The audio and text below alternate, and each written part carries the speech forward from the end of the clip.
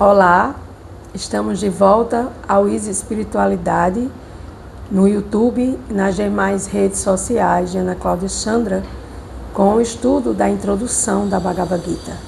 Estamos introduzindo a ciência suprema da nossa alma para que possamos aprender sobre o eu, o Atma, a alma suprema criada por Deus.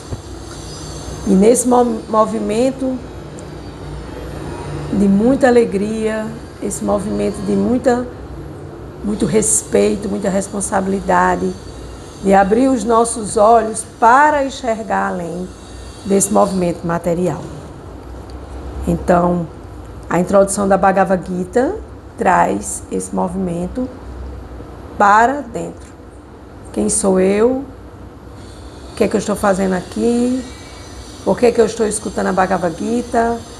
A Bhagavad Gita é a canção do Supremo e foi escrita como exatamente é, como ele é traduzido, como ele é compilado, como ele é organizado, né? Pela sucessão discipular autorizada.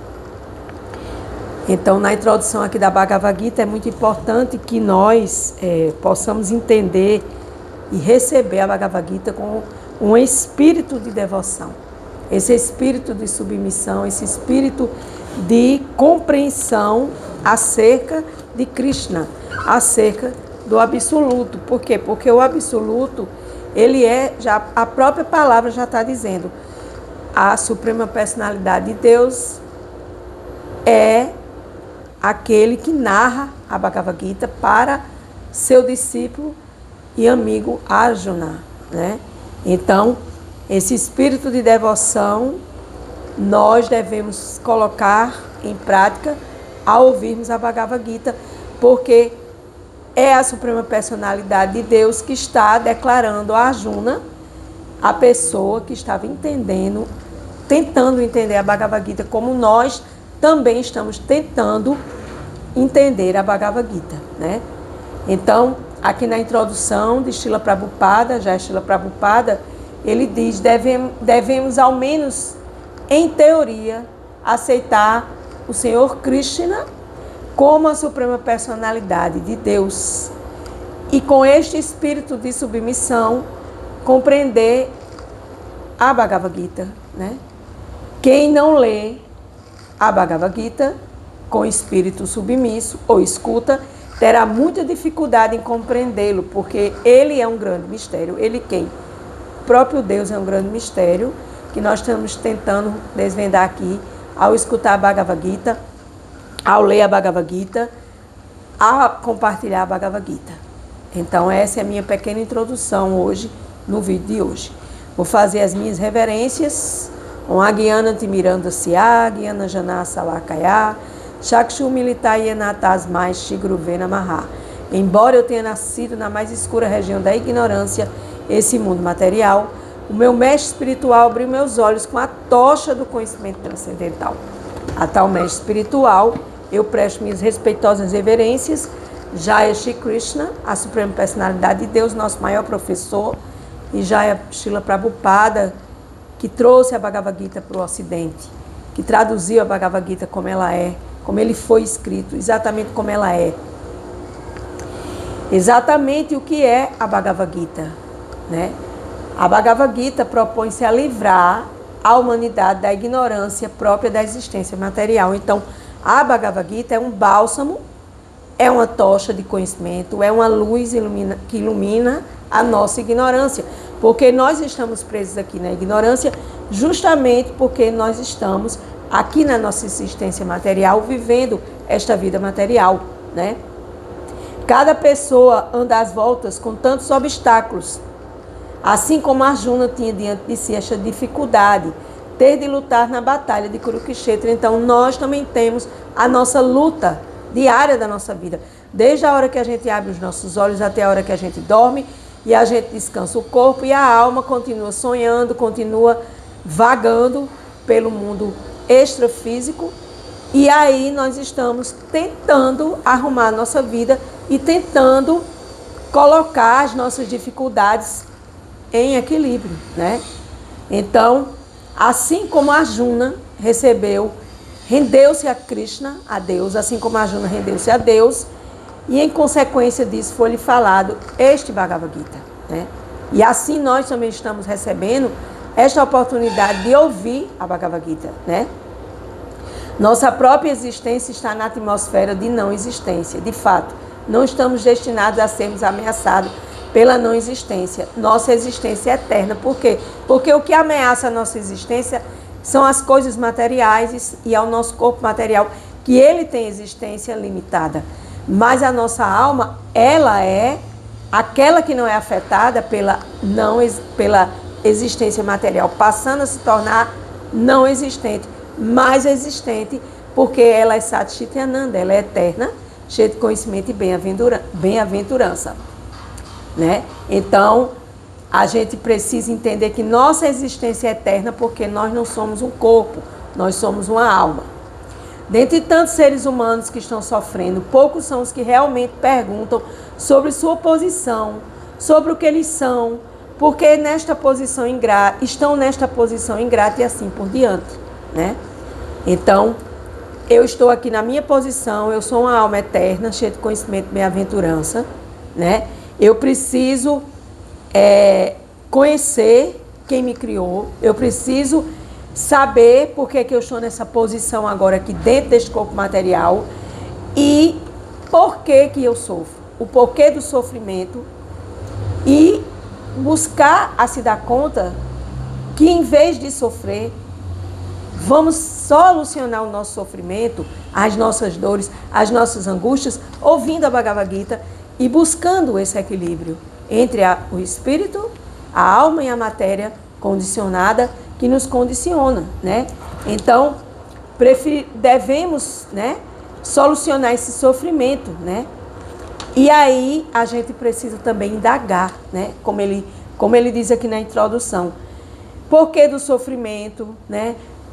E se a pessoa não despertar para esta posição, que posição? A posição da alma no corpo em sofrimento, na qual ela quer saber por que eu estou aqui, porque eu sofro, porque eu passo por doença, pobreza e conflito, né? Então, é preciso buscar este conhecimento. E a Bhagavad Gita traz, graças a Krishna, graças a Srila Prabhupada, esse conhecimento transcendental, né? Portanto, aqueles que começam a perguntar por que estão sofrendo, ou de onde vieram e para onde irão, após a morte, sair desse corpo físico, são estudantes que têm condição de compreender o Bhagavad Gita. Então, se você começa a indagar, quem sou eu, o que eu estou fazendo aqui, a vida é só isso, sofrer, doença, pobreza, conflito, violências e tudo mais que existe nesse mundo material. Claro que o mundo material é fantástico, poderia ser muito mais lindo, muito mais harmonioso, se nós, almas condicionadas, fôssemos harmoniosas conosco, né? Então, esse estudante sincero deve também ter firme respeito por Deus, pela suprema personalidade de Deus, porque Jesus diz, vós sois a imagem e semelhança do Criador. Então, se eu sou a imagem e semelhança do Criador, eu sou uma pessoa e Deus é a pessoa suprema, né? E assim a gente tem que se colocar nessa posição humilde, de submissão, de ouvir a Bhagavad Gita. O Senhor Krishna advém especificamente para restabelecer o verdadeiro propósito da vida, sempre que o homem se esquece e deixa. Então, toda vez que este mundo entra em caos, né, que começa a haver uma falta de entendimento do Dharma, da religião, da missão, do que eu estou fazendo aqui, há uma intervenção de Deus neste mundo material, né? E para isso a gente tem que estudar outros livros sagrados e adentrar mais profundo. Então, devemos realmente procurar compreender a nossa posição, e isso a Bhagavad Gita nos ensina qual é a posição, qual é a nossa posição constitucional da nossa alma. Se não fizermos isso, de fato seremos todos engolidos pelo tigre da ignorância, né? Mas o Senhor Deus tem muita misericórdia de nós, das entidades vivas, especialmente dos seres humanos. Deus quer salvar o maior número possível de pessoas. E para isso ele coloca seus avatares, seus shikshas avatares, são os avatares que estão em plena união Deus, homem, Deus, que vem aqui trazendo os seus conhecimentos para que a gente possa ouvir e a gente possa aprender e a gente possa transformar a nossa vida em uma oferenda a Deus e sair dessa ignorância. Então, esse tigre da ignorância deve ser banido das nossas vidas.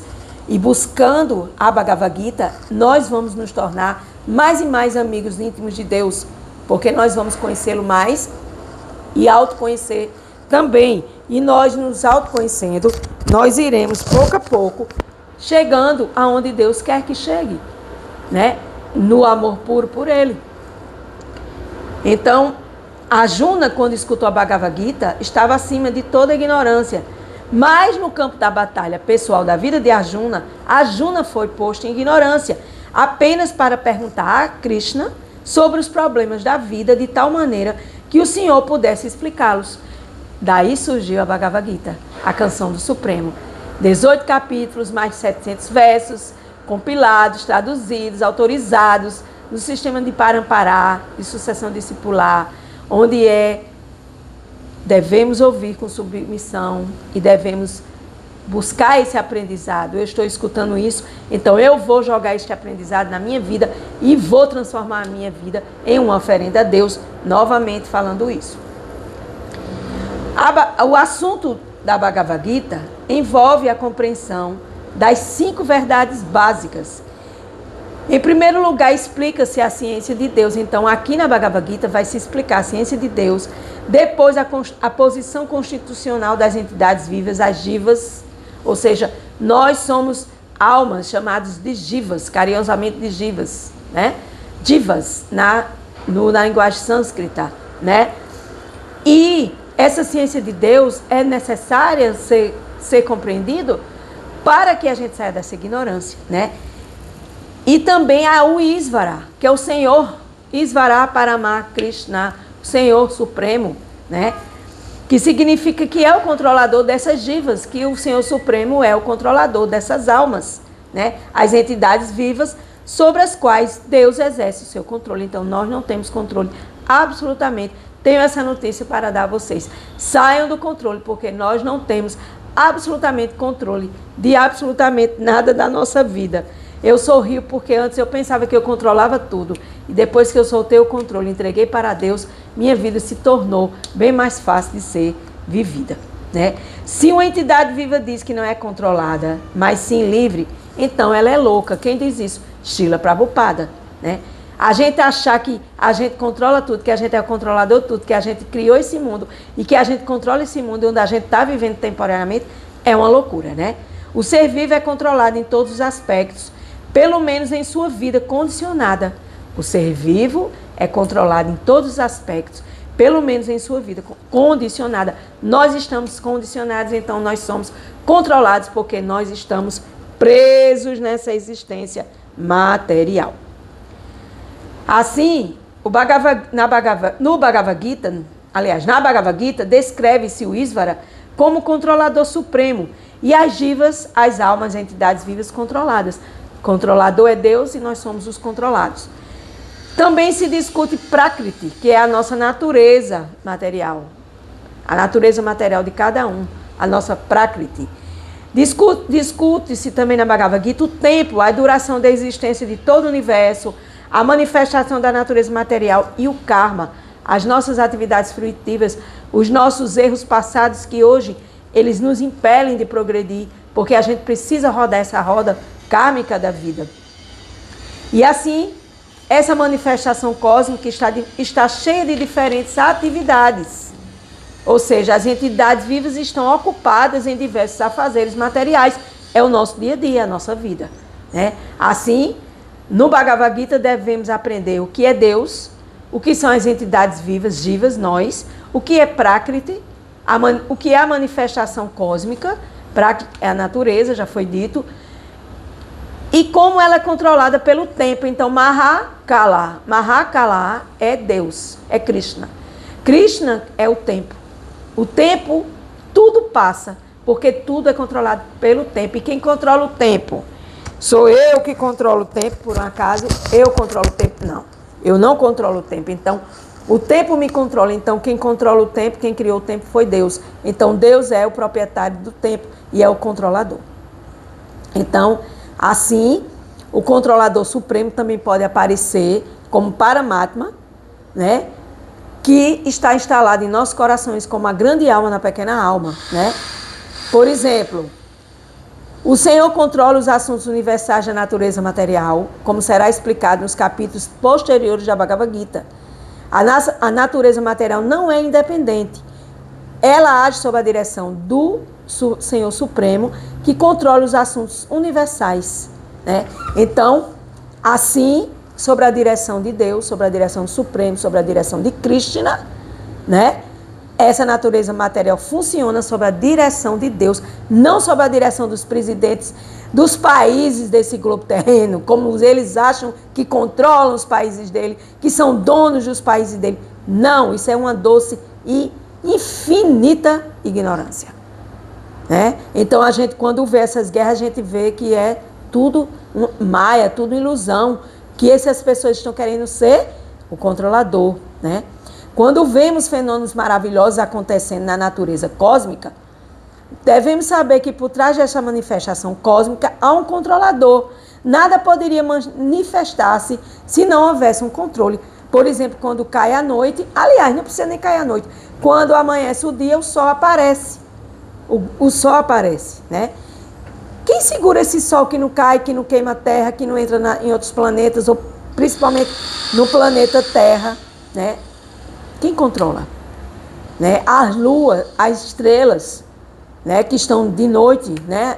Na noite, né? Então, toda essa manifestação cósmica, existe um controlador supremo, existe a presença desse controlador, né?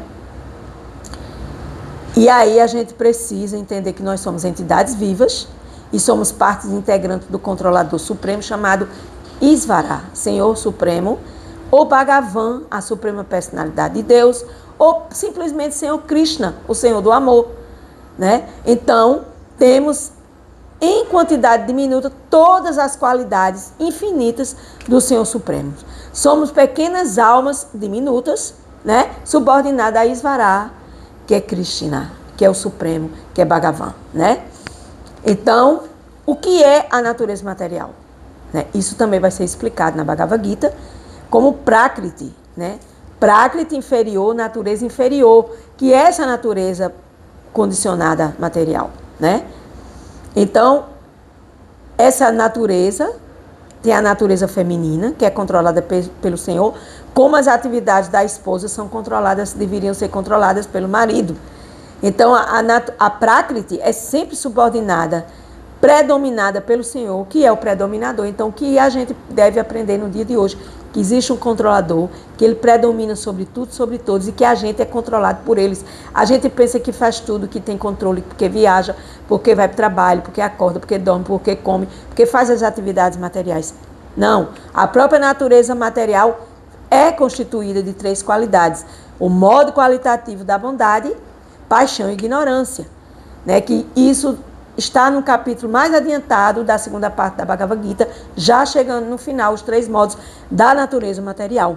E estão todos sob o controle e jurisdição do tempo eterno, né? E esse tempo eterno chamado também de karma, que é o resultado das nossas ações fruitivas dos tempos imemoriais, que sofremos ou gozamos os frutos de nossas atividades e que essas atividades estão presentes no dia de hoje através da nossa colheita.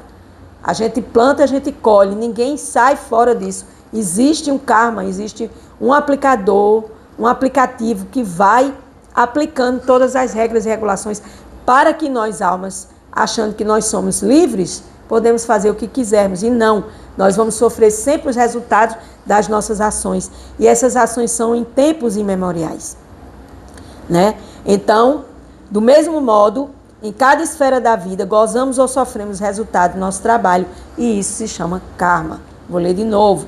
Do mesmo modo, em cada esfera da vida, gozamos ou sofremos os resultados de nosso trabalho.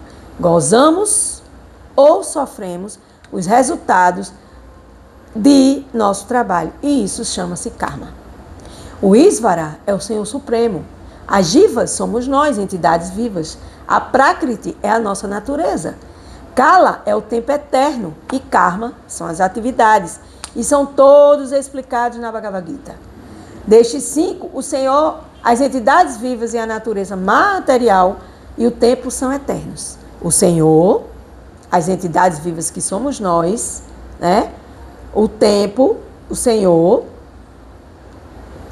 as entidades vivas e a natureza material e o tempo são eternos. Por que são eternos? Porque tudo foi criado por Deus. Deus cria, Deus mantém, Deus aniquila, através de 3 departamentos da vida dessa natureza material. Criação, né? Criação, aniquilação, criação, manutenção e aniquilação, né? Então, a manifestação do mundo, deste mundo, não é aceitada como falsa, aceitável como falsa, desculpem. É aceita como real, embora temporário. Então, tudo isso é real, mas é temporário. E o que é temporário é ilusão. Então, é uma coisa que depende da outra e que a outra é o resultado das duas juntas, né? Então, deste modo, né, para terminar aqui o vídeo de hoje, o Senhor Supremo, né, ele tem sua natureza transcendental, ele não tem nenhuma contaminação material. Quem é contaminado somos nós, mas o Senhor coordena todos esses processos. A natureza, o tempo, as entidades vivas, tudo que acontece. Maya também é uma ilusão, é uma energia dele que ele coloca aqui para nos testar com a sua varinha. Preste atenção no que está fazendo. Então, os efeitos do karma podem também ser bem antigos. Desde tempos remotos estamos sofrendo ou desfrutando dos resultados de nossas atividades, mas podemos modificar os resultados de nosso karma ou de nossas atividades. E estas modificações dependem da perfeição de nosso conhecimento. Então, quanto mais a gente estuda, quanto mais a gente se aperfeiçoa, mais a gente vai entendendo o que precisa ser entendido, e a gente vai se livrando dessas leis de causa e efeito, que é o resultado do karma, das atividades passadas e presentes. Estamos ocupados em várias atividades e dependemos do nosso conhecimento para sair delas, né?